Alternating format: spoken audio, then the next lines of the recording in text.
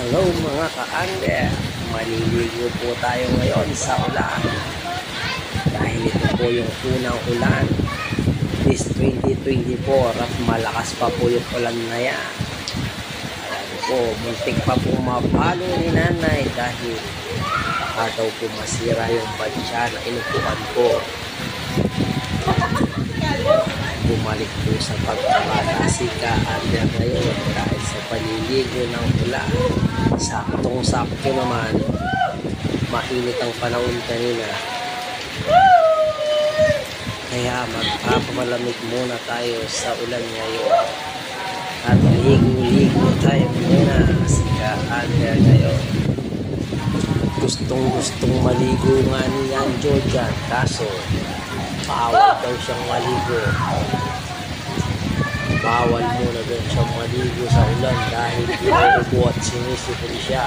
Pero ako, kahit sinisipon, ligo pa rin sa ulan para naman maranasan muna yung pagligo sa ulan. Masarap maligo sa ulan mga ka-angler, kaya halina kayo, sumabay na kayo kay ka-angler maligo.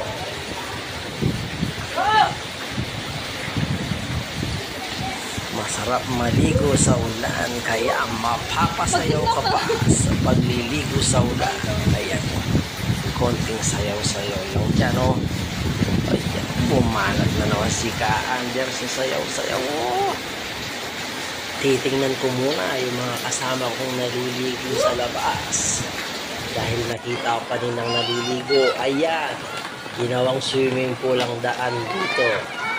Yan nga pala si Janjan at si Lenden. Kasama pala si Ali na naliligo at nagsuswimming dito sa daan. Lubog na po yung daan namin sa ngayon.